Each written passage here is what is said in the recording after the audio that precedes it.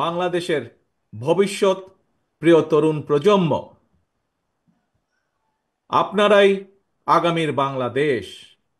আপনারাই বাংলাদেশের সম্ভাবনাময় আজকের এই লাখো তরুণ মুখ। আপনারাই বদলে দিতে পারেন আগামীর বাংলাদেশ। এই তারুণ্যই ফ্যাসিবাদ মুক্ত বাংলাদেশে প্রতিষ্ঠা করবে নিজেদের অধিকার। প্রবীণের প্রজ্ঞা, পরামর্শ আর তারুণ্যের শক্তিতেই ইনশাল্লাহ নির্মিত হবে ৭১ থেকে ২৪ পর্যন্ত লাখো শহীদের আকাঙ্ক্ষার সেই প্রত্যাশিত বাংলাদেশ। আজকের এই তারুণ্যের সমাবেশের সভাপতি জনাব আব্দুল মোনায়েন মুন্না, উপস্থিত বাংলাদেশ জাতীয়তাবাদী দলের স্থায়ী কমিটির সম্মানিত সদস্যবৃন্দ, বিএনপির কেন্দ্রীয় এবং অঙ্গ সহযোগী সংগঠনের নেতৃবৃন্দ, এই সমাবেশে উপস্থিত বিভিন্ন শ্রেণী পেশা বিশিষ্টজন, বিশিষ্ট ব্যক্তিবর্গ, সমাবেশে অংশগ্রহণকারী লাখো লাখো মানুষ, আপনারা আমার সালাম গ্রহণ করুন। আসসালাম আলাইকুম। প্রিয় ভাই বোনেরা, নারী কিংবা পুরুষ, তরুণ জনগোষ্ঠী দেশের উন্নয়ন এবং অর্থনীতির প্রাণ শক্তি। তারুণ্যের শক্তি আর নারী শক্তিকে কর্ম পরিকল্পনার বাইরে রেখে কখনোই একটি রাষ্ট্র এগিয়ে যেতে পারে না। এবং তাই তরুণ জনগোষ্ঠীকে প্রাধান্য দিয়ে তরুণ জনগোষ্ঠীর আশা আকাঙ্ক্ষাকে ধারণ করে বিএনপি আগামী দিনের সকল কর্ম পরিকল্পনা গ্রহণ করছে, কাজ করছে, প্রস্তুতি নিচ্ছে। দেশের তরুণ জনগোষ্ঠীর কাছে বিএনপির কর্ম পরিকল্পনা তুলে ধরার লক্ষ্যে আপনারা দেখেছেন গত ১ মাসে সারা দেশের বিভাগীয় শহরগুলোতে তারুণ্যের সমাবেশ অনুষ্ঠিত হয়েছে। একই সাথে যেদিন সমাবেশ অনুষ্ঠিত হয়েছে তার আগের দিন ভিন্ন মত এবং ভিন্ন শ্রেণী পেশার তারুণ্যের প্রতিনিধিদের নিয়ে অনুষ্ঠিত হয়েছে সেমিনার। তারা তাদের মতামত তুলে ধরেছেন কিভাবে এই দেশকে আমরা সামনে এগিয়ে নিয়ে যেতে পারি। আজ তারই অংশ হিসাবে ঢাকা বিভাগের তারুণ্যের সমাবেশ অনুষ্ঠিত হচ্ছে। উপস্থিত সমাবেশ গ্লোবালাইজেশনের এই সময় মানুষের আকাঙ্ক্ষা এখন আর স্বপ্ন দেখার মধ্যে সীমাবদ্ধ নয়। এখন সকলের সামনে সম্ভাবনার সকল দ্বার উন্মুক্ত। এই সম্ভাবনার বাস্তবায়ন ঘটিয়ে বাংলাদেশকে সমৃদ্ধি এবং সাফল্যের দিকে এগিয়ে নিয়ে যেতেই হবে আমাদেরকে। আর কথামালার রাজনীতি নয়, বিএনপির আগামী দিনের রাজনীতি নিরাপদ কর্ম পরিবেশ এবং নতুন কর্মসংস্থান সৃষ্টির রাজনীতি। আর কথামালার রাজনীতি নয়, এখন বাস্তবায়ন আর দৃষ্টান্ত স্থাপনের রাজনীতি। তরুণ প্রজন্মের প্রিয় ভাই বোনেরা, সুজলা সুফলা আমাদের এই প্রিয় মাতৃভূমি বাংলাদেশ অত্যন্ত জনবহুল। তবে আমরা যদি ডেমোগ্রাফিক ডিভিডেন্ড বিবেচনায় নেই, তাহলে আমরা দেখতে পাব দেশের এই বহুল জনসংখ্যাকে যদি জনসম্পদে রূপান্তর করতে পারি, তাহলে এই জনসংখ্যাই হতে পারে দেশের উন্নয়নের সবচেয়ে বড় নিয়ামক। এবং তাই দেশের কর্মক্ষম জনসংখ্যাকে জনসম্পদে রূপান্তর করতে আমরা অগ্রাধিকার নির্ধারণ করেছি কয়েকটি। জনগণের জীবন মানের উন্নয়ন, নারী পুরুষ সবার জন্য নৈতিক মূল্যবোধ কর্মসূচি, কর্মমুখী শিক্ষা ব্যবস্থা, গ্রামীণ উন্নয়নে তথ্য প্রযুক্তির সর্বোচ্চ ব্যবহার, ক্ষুদ্র ও কুটির শিল্পের বিকাশ, দক্ষতা বাড়াতে ব্যাপক প্রশিক্ষণ কর্মসূচি চালু, কর্মসংস্থানের সুযোগ সৃষ্টি এবং জনশক্তি রফতানি, এমন কয়েকটি বিষয় অগ্রাধিকার তালিকায় রেখেই একটি জ্ঞান ভিত্তিক উন্নত এবং নিরাপদ মানবিক বাংলাদেশ গঠনের লক্ষ্যে বিএনপি স্বল্প এবং দীর্ঘ মেয়াদী পরিকল্পনা নিয়েছে, যার উপরে আমরা কাজ করছি। প্রিয় ভাই বোনেরা, বাংলাদেশে প্রায় 4 কোটির মতন পরিবার রয়েছে। এই পরিবারগুলোর মধ্য থেকে প্রথম পর্যায়ে কম বেশি 50 লক্ষ গ্রামীণ দরিদ্র পরিবারের জন্য আমরা ফ্যামিলি কার্ড চালুর পরিকল্পনা করছি। মা কিংবা স্ত্রী অর্থাৎ পরিবারের নারী প্রধানের নামে ফ্যামিলি কার্ডটিকে ইস্যু করা হবে।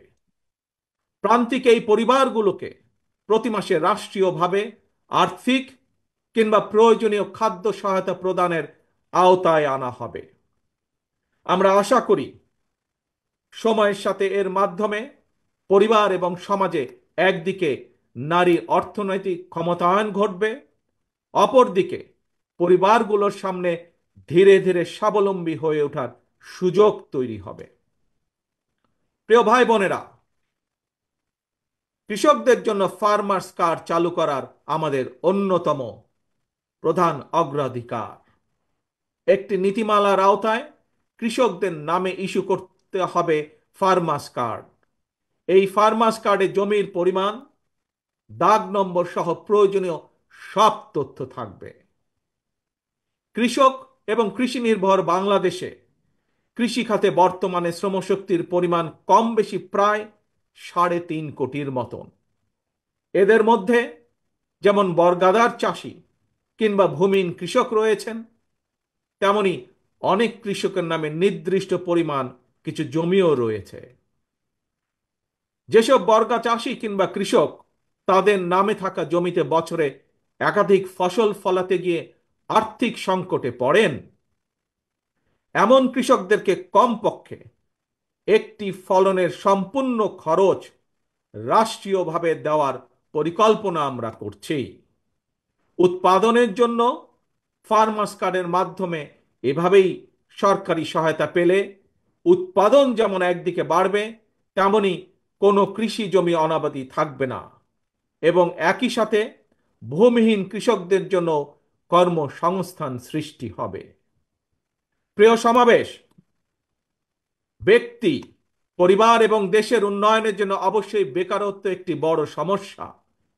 জনগণের রায় বিএনপি রাষ্ট্র পরিচালনার দায়িত্ব পেলে সরকার গঠন করার প্রথম দিন থেকেই বিভিন্ন সেক্টর ভিত্তিক কর্মসংস্থান সৃষ্টির পরিকল্পনা বাস্তবায়ন হবে। বিএনপির প্রথম এবং প্রধান অগ্রাধিকার হবে এটি। এই জন্য দেশে বিদেশে কর্মসংস্থান সৃষ্টির খাতগুলোকে চিহ্নিত করার কাজ এরই ভেতরে আমরা হাতে নিয়েছি। এই ঈদে জামা জুতো অ্যাক্সেসরিজের ডিসকাউন্ট।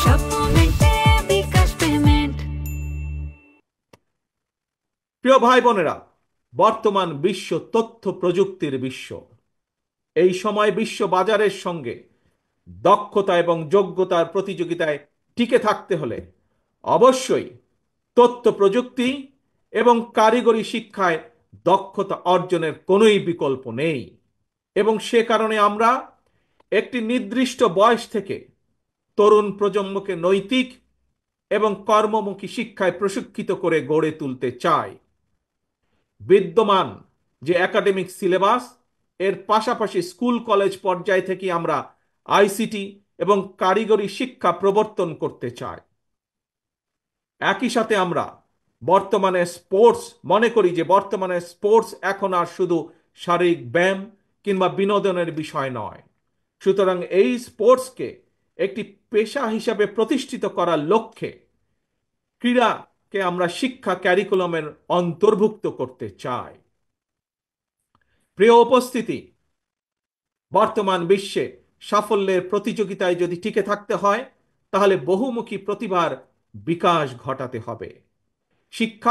শিক্ষার্থীদেরকে একদিকে ভাষা শেখা যেরকম জরুরি, বর্তমানে আমরা স্কুল কলেজে সাধারণত বাংলা ইংরেজি শেখার সুযোগ পাই, তবে এর পাশাপাশি আমরা যদি আরও কিছু ভাষা যেমন আরবি, ম্যান্ডারিন, জার্মান, ফ্রেঞ্চ সহ এই ধরনের বহুল প্রচলিত একটি তৃতীয় ভাষা, এবং যদি সম্ভব হয় তাহলে চতুর্থ ভাষা হিসেবে আরেকটি ভাষা শিখাতে পারি, তাহলে আমি ব্যক্তিগতভাবে বিশ্বাস করি বাংলাদেশের ভবিষ্যৎ সন্তানদের জন্য বিশ্ব বাজার উন্মুক্ত হয়ে পড়বে। একই সাথে, প্রিয় উপস্থিতি, আগ্রহী যুবশক্তিকে যুব সম্পদে পরিণত করার জন্য সরকারি উদ্যোগে বিদেশি ভাষার উপরে 3 মাস থেকে 1 বছরের কোর্স আমরা চালু করতে চাই।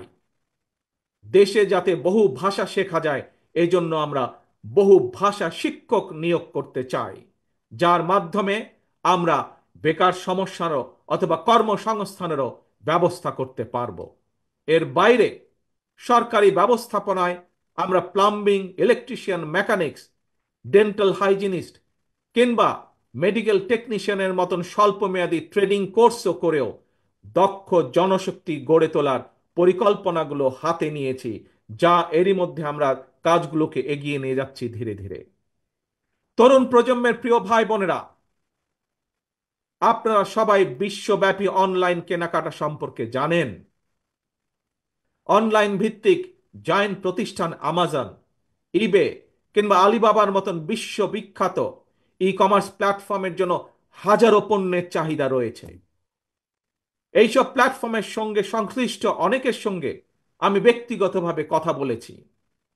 বিশ্ববিখ্যাত এই সকল ই কমার্স প্ল্যাটফর্মের চাহিদা অনুযায়ী আমাদের বাংলাদেশে অনেক পণ্য তৈরির সুযোগ রয়েছে। আমাজনের মতন বৈশ্বিক অনলাইন প্ল্যাটফর্মকে সামনে রেখে আমরা আমাদের দেশে ক্ষুদ্র এবং মাঝারি শিল্পের উৎপাদন বাড়ানোর সুযোগ গ্রহণ করতে পারি, সুযোগ আমরা তৈরি করতে পারি, সুযোগ আমরা নিতে পারি। বিশ্ববিখ্যাত ই কমার্স প্রতিষ্ঠানের চাহিদা মিটিয়ে কিভাবে বিশ্ববাজারে প্রবেশ করা যায়, এর জন্য এরই মধ্যে যারা এক্সপার্ট আছেন তাদের সাথে আমরা আমাদের টিম নিয়ে কাজ শুরু করেছি এরই ভিতরে। প্রিয় ভাই বোনেরা, বাংলাদেশের বহু তরুণ প্রজন্মের সদস্য অনলাইনে কাজ করেন কিংবা করছেন কিংবা করার ইচ্ছে রয়েছে। আপনাদের জন্য কর্মসংস্থান এবং নিরাপদ কর্মপরিবেশ নিশ্চিত করতেও আমাদের উদ্যোগ রয়েছে। আমি জানি শিক্ষিত তরুণ প্রজন্মের সামনে বর্তমানে ফ্রিল্যান্সিং একটি অত্যন্ত আকর্ষণীয় সেক্টর। দেশে এই মুহূর্তে প্রায় 10 লক্ষের মতন ফ্রিল্যান্সার আউটসোর্সিং এর মাধ্যমে $100 কোটি বেশি আয় করতে সক্ষম হচ্ছেন। আউটসোর্সিং এর সঙ্গে যুক্ত বেশ কিছু মানুষের সঙ্গে আমি কথা বলেছি। তারা জানিয়েছেন লেনদেনের জন্য বাংলাদেশে পেপাল, ওয়াইজ বা স্ট্রাইপের মতন আন্তর্জাতিক গেটওয়ে প্রতিষ্ঠান ব্যবহারের সুযোগ না থাকায় তাদের অর্জিত যে অর্থ সেটি দেশে আনা কষ্টকর হয়ে পড়ে। আমি মনে করি সবার আগে এই ধরনের যে সমস্যা, সেই সমস্যার সমাধান করা উচিত। প্রিয় উপস্থিতি, এই বিষয়টি নিয়ে আমি গত 1 দশক ধরে বেশ অনেকবার কথা বলে এসেছি। বিএনপি মনে করে প্রায়োরিটি বেসিসে দেশের IT entrepreneur, e commerce sector এবং ফ্রিল্যান্সারদের সুবিধায় পেপালের মতন আন্তর্জাতিক গেটওয়ে প্রতিষ্ঠান সুবিধা বাস্তবায়ন করা উচিত। বাংলাদেশে পেপাল সুবিধা নিশ্চিত করা গেলে, যার লক্ষ্য আমাদের রয়েছে, তাহলে লক্ষ লক্ষ ফ্রিল্যান্সারদের কাজের সুযোগ বাড়ার পাশাপাশি দেশে রেমিটেন্সের পরিমাণও বাড়বে ইনশাল্লাহ। প্রিয় তরুণ প্রজন্মের ভাই ও বোনেরা, প্রতিকারের চেয়ে প্রতিরোধী উত্তম। এই নীতির আলোকে দেশের জনগণের স্বাস্থ্যসেবা নিশ্চিত করা বিএনপির পরিকল্পনার আরেকটি গুরুত্বপূর্ণ অগ্রাধিকার। জনসচেতনার মাধ্যমে অনেক ধরনের রোগ থেকে নিজেদেরকে মুক্ত রাখা যায়। নাগরিকদের স্বাস্থ্যসেবা নিশ্চিত করতে বিএনপি 1 থেকে 3 বছরের স্বল্প মেয়াদী এবং দীর্ঘমেয়াদী পরিকল্পনা হাতে নিয়েছে। এর একটি অংশ হিসাবে প্রতিটি গ্রামে আমরা হেলথ কেয়ার ওয়ার্কার নিয়োগ দেওয়ার পরিকল্পনা নিয়েছি। এই হেলথ কেয়ার ওয়ার্কারদের শতকরা 80% হবেন নারী। অর্থাৎ সারা বাংলাদেশে যদি আমরা 1 লক্ষ হেলথ কেয়ার নিয়োগ করি, তাহলে তার মধ্যে 80 থেকে 85 হাজার নিয়োগ পাবেন এদেশের নারীরা, যার মাধ্যমে আমরা একটি বিশাল অংশের কর্মসংস্থানের ব্যবস্থা করতে পারব। শুধু তাই নয়, এর পাশাপাশি জনগণের দোরগোড়ায় যাতে স্বাস্থ্যসেবা পৌঁছে দেওয়া যায়, জনগণকে যাতে দ্রুত স্বাস্থ্য সেবা দেওয়া যায়, সেই জন্য সরকারি এবং প্রাইভেট যেই সেক্টর আছে, কিভাবে দুটিকে একত্রিত করে আমরা স্বাস্থ্য সেবা গড়ে তুলতে পারি, সেটির বিষয়ে আমরা বিশেষজ্ঞদের সাথে পরামর্শ করছি, আমরা সেটির বিষয়ে কাজ করছি। প্রিয় ভাই বোনেরা, স্বাস্থ্য, পরিবেশ এবং জলবায়ুর পরিবর্তন, এই তিনটির একটি অপরটির উপর প্রভাব রয়েছে। সুতরাং খাল খনন এবং বৃক্ষরোপণের বিষয়টিও বিএনপির অগ্রাধিকার তালিকায় রয়েছে। সারা দেশে পরিকল্পিত উপায়ে বৃক্ষরোপণ করা গেলে জলবায়ুর নেতিবাচক প্রভাব থেকে মোকাবেলা করা সহজ হবে। প্রায় আমরা পত্রিকার পাতায় দেখি যে বাংলাদেশের, বিশেষ করে ঢাকা শহরের যে বাতাস, সেটি বিশ্বের মধ্যে সবচাইতে যে খারাপ শহরগুলো তার একটি দুটির মধ্যেই উঠানামা করছে। এবং শুধু তাই নয়, বৃক্ষরোপণ সহ আরো কিছু ক্লাইমেট পলিসি নির্ধারণের জন্য আমরা এরই ভিতরে কাজ শুরু করেছি বিশেষজ্ঞদেরকে সাথে নিয়ে।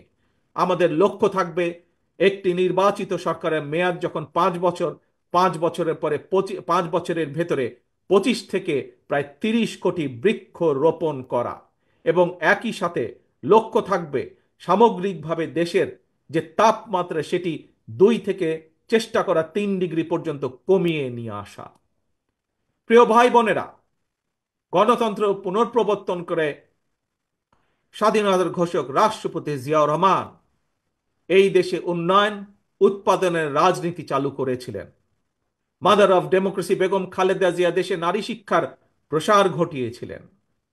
দেশ এবং জনগণের উন্নয়নে বিশেষ করে তরুণ জনগোষ্ঠীকে প্রাধান্য দিয়ে সেজন্য বিএনপিও আগামী দিনের পরিকল্পনা গ্রহণ করছে।